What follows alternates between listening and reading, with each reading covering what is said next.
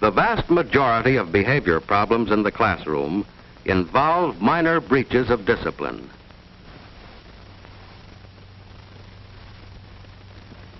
These incidents frequently originate in the classroom situation itself and are within the control of the teacher. Disciplinary problems in the classroom are symptoms of underlying weaknesses in total learning situation.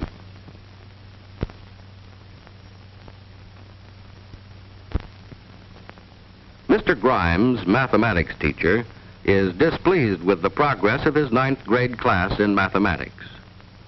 You see what low grade you made on your weekly mathematics test? More than half of you failed. Most of those who passed just got by. Nobody had 100%. This is the poorest class I've had in a long, long time. Most of you have no foundation at all. Now, the trouble's with your attitude. You don't pay enough attention in class. You don't do enough work outside of it. You don't know what the word study means. You haven't the slightest idea. Don't you realize that mathematics is an important subject? I tell you right now that unless you get over your lazy habits and come up to the standards I've set for this class, many of you will have the pleasure of repeating this course next semester. Oh, what is it? A note from Dr. Williams.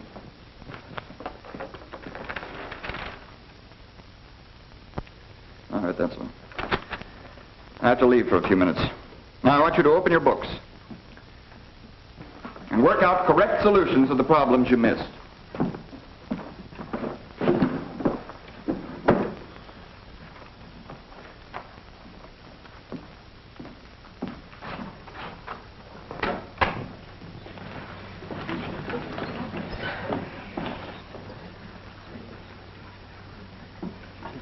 I can't make any sense out of this. I might as well quit. Gee, he never even took up this third problem. It's a jip. He's got me scared to death. I'll just never pass this course. What's the use of taking this stuff anyway? I'm afraid to take my paper home. He's just a sourpuss. The trouble is, you don't know what the word study means. You haven't the slightest idea. Oh, try What's this? What kind of behavior do you call this? Wait a minute, you stay where you are.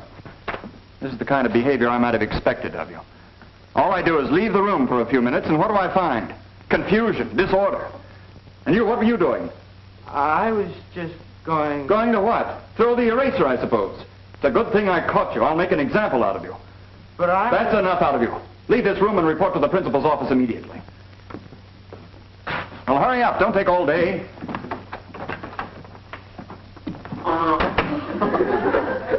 Who did that?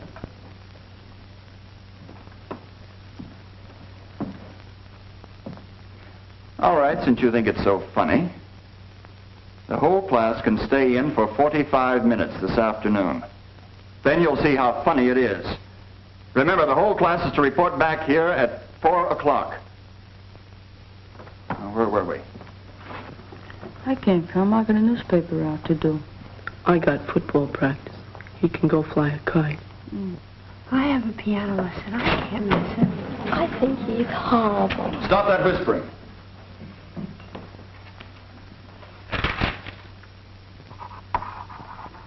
Mr. Grimes did not have a happy time of the week.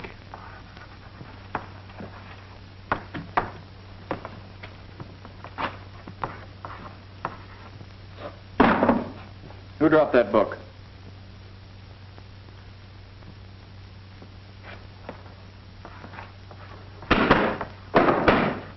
All right, I'll wait till you're quiet.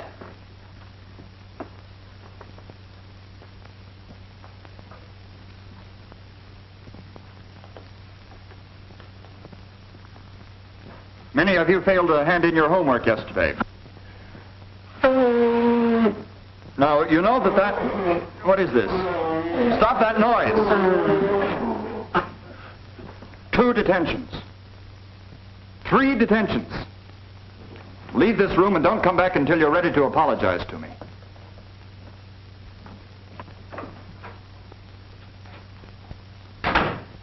Well, this is going to get us nowhere. Maybe we'd better go back to see if we can't find some of the causes of this undesirable learning situation. Just what was Mr. Grimes' purpose in making such statements as these?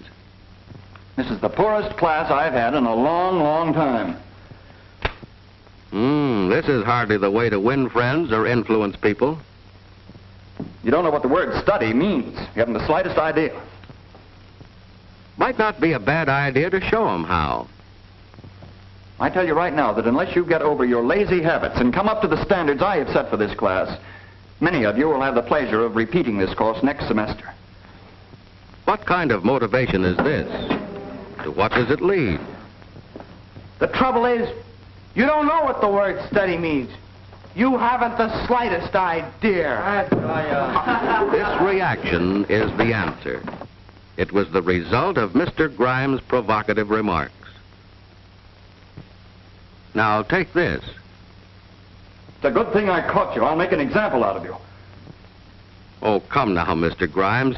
By taking it out on the boy, aren't you covering up a symptom of your own deficiency?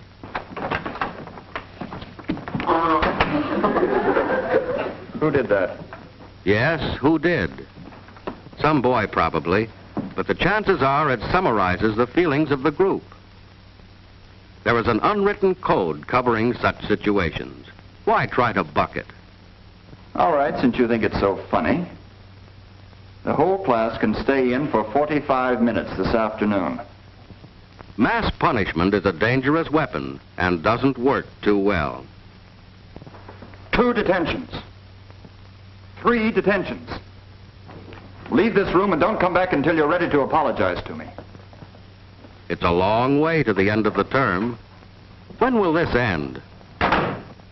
Thus, what should have developed into a sequence of pleasant and valuable learning experiences had deteriorated into a series of disagreeable and injurious personal tensions. This is all wrong. Need any of these incidents have occurred at all? Suppose Mr. Grimes had tried another approach. Most of you are disappointed in the low grades you made on this test. So am I. Nearly all of you had trouble with that last problem on ratio. Now, perhaps I didn't do a good job explaining ratio. Now, ratio is commonly used in everyday life. Mother uses it in the kitchen when she takes a recipe for a big cake and uses proportional amounts of ingredients to make a little cake, or vice versa. But let's suppose a recipe called for 8 cups of flour and 4 eggs. I wanted to make a cake half that size.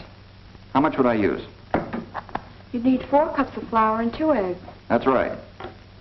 You boys use it in the shop when you read a blueprint. As you know, a blueprint's merely a scale drawing of something that's usually larger. Suppose I had a blueprint of a bridge that's going to be 100 feet wide. But on this drawing, the bridge is only 10 inches wide. Now, how many feet would each inch represent? 10 feet. That's right. Now, that's in ratio. Now, let's see where we made our mistakes.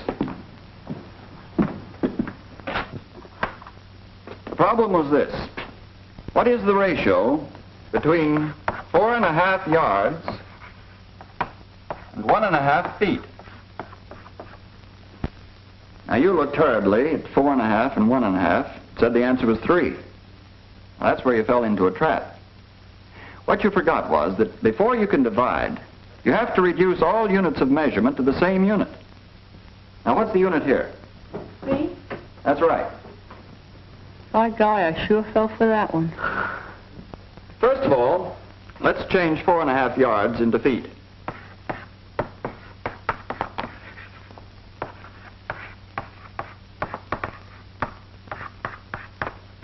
That gives us 13.5 feet. And now we can divide 13.5 feet by 1.5 feet.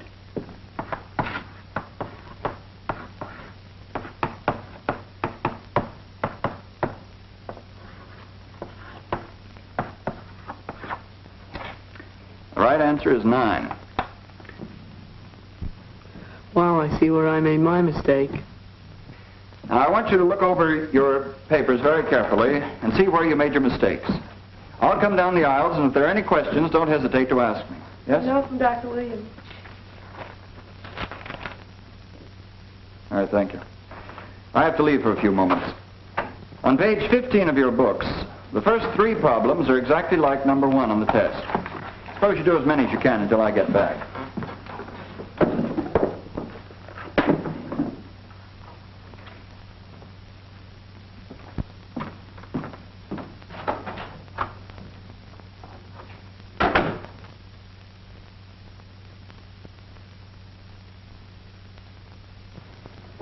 I get the idea now. I sure messed up my test paper. I'm glad he's going over these questions. I'd never make head or tail out of them otherwise. You know, I'm beginning to get some sense out of this. I hope I do better next time. I'd hate to bring another paper like this home. The way he explains it, it doesn't seem too hard. Oh, come on, cut it out. I want to do these problems. Oh, let's have some fun while Mr. Grimes is out. Who wants to do these old problems anyway?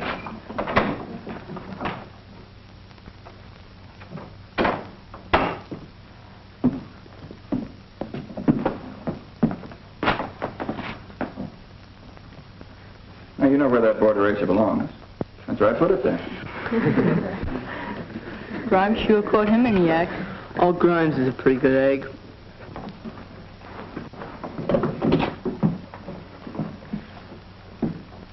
That's more like it. Now you're getting it. Let's see if you can do the next one. Classroom control and learning efficiency are products of good teaching. Learning must be made meaningful. Interest in work for which learners see a purpose provides its own discipline. But in spite of interest and meaning, it must be remembered that some incidents will occur. Skill in handling such occurrences prevent their growth into problems. Well, that was a pretty good catch. For a moment, I thought you'd miss.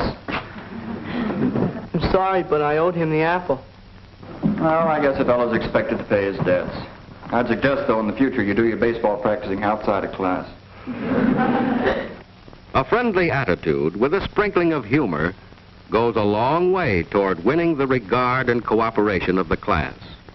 For respect is a more desirable molder of behavior than fear. The development of mutual understanding between teacher and pupils will help eliminate disciplinary problems.